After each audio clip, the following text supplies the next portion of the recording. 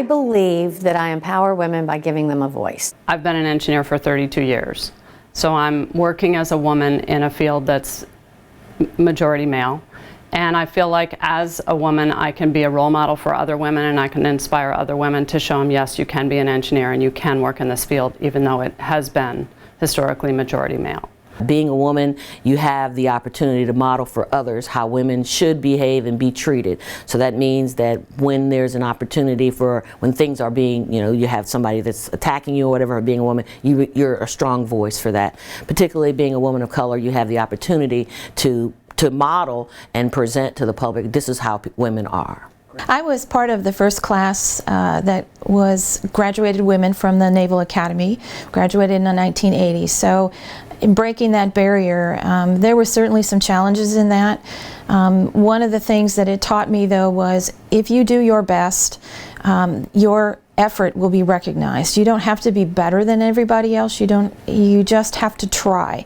And that is one of the very important lessons that I try to pass on to everyone, but in particular women. To provide an opportunity for education. To me, that is the way that we become empowered, through education, and that's always because I was an educator. It's always been at the forefront of what I think is important to provide women with that independence and that sense of empowerment. I didn't start my career until I was 46. And that's why I'm so open to younger people, because at 46 I had no idea anyone would hire me. I'm all grown up, I've got my degree, but I have no experience that I could, put my finger on. I had been on the school board, but no work experience. So I didn't know what I could do, and someone gave me a chance. I did have some opposition, I'm sure, to being in engineering and trying to pursue that field.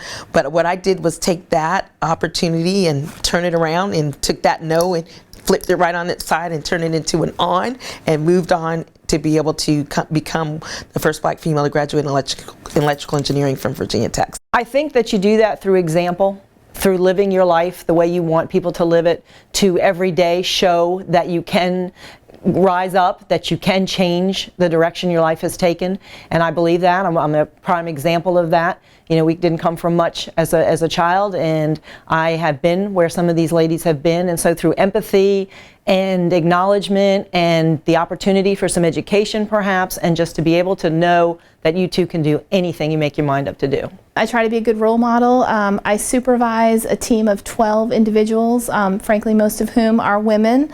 So I try to encourage them in their career path, try to get them excited about the mission with domestic violence, what the YWCA promotes, and try to help them to follow in those footsteps so that they are excited about trying to help that cause.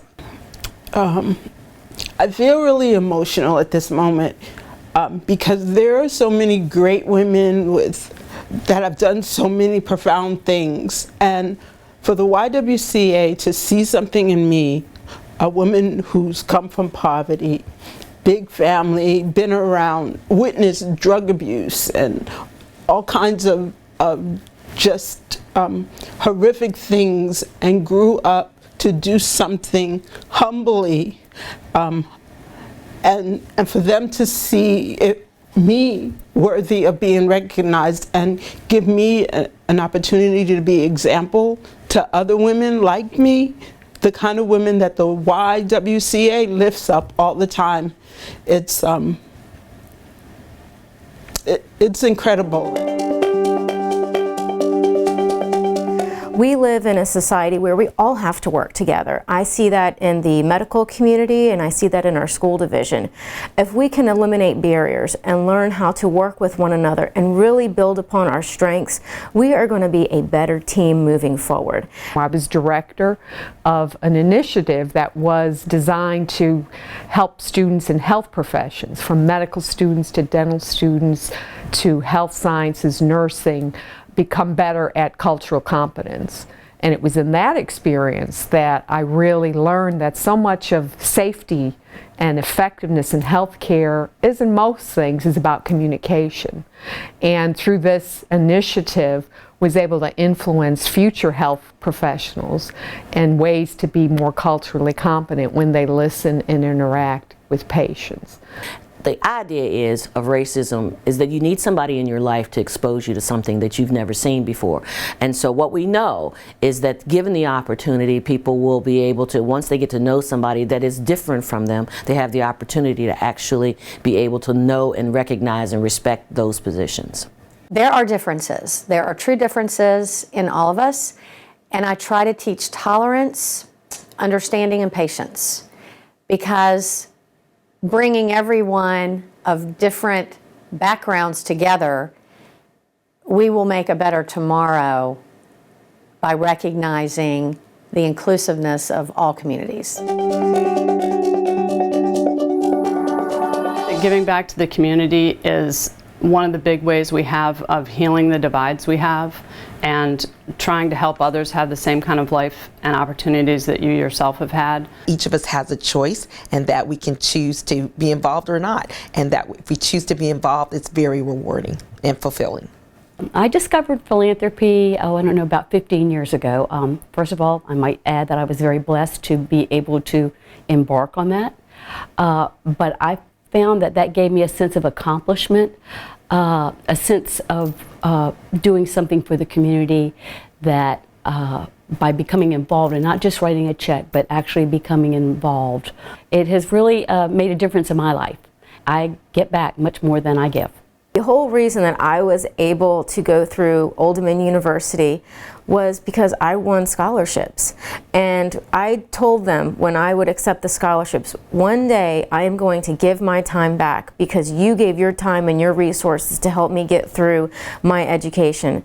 And I have held true to that promise. You always have a choice to make. And that struggle when you're hungry and you realize that, you know, everybody's not hungry, or that people have more things than you do, and then things become not so important. And so that struggle to grow past that can go a lot of different ways. And I chose, and I'm hoping that many people make the choice, to take that struggle. I'm in a good place now, and I'm going to give back, because that's, I remember, it was like yesterday.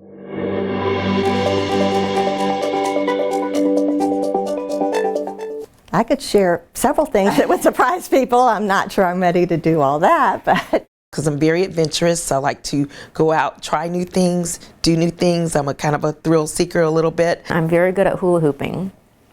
I am a huge baseball fan.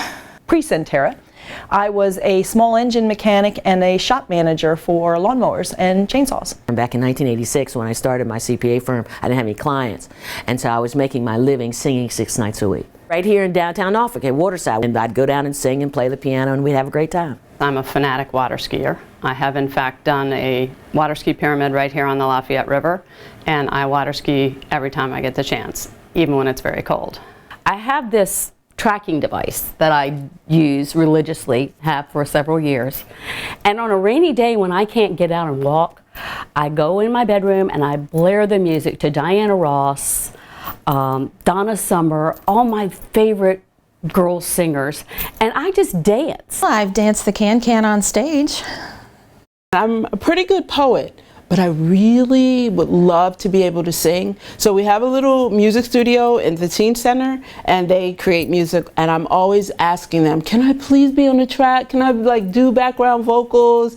And I won't embarrass myself right now to sing, but trust and believe I do not belong behind a mic. If it's anything musical, that's not me. But I wanna be. My first paying job was in a family band.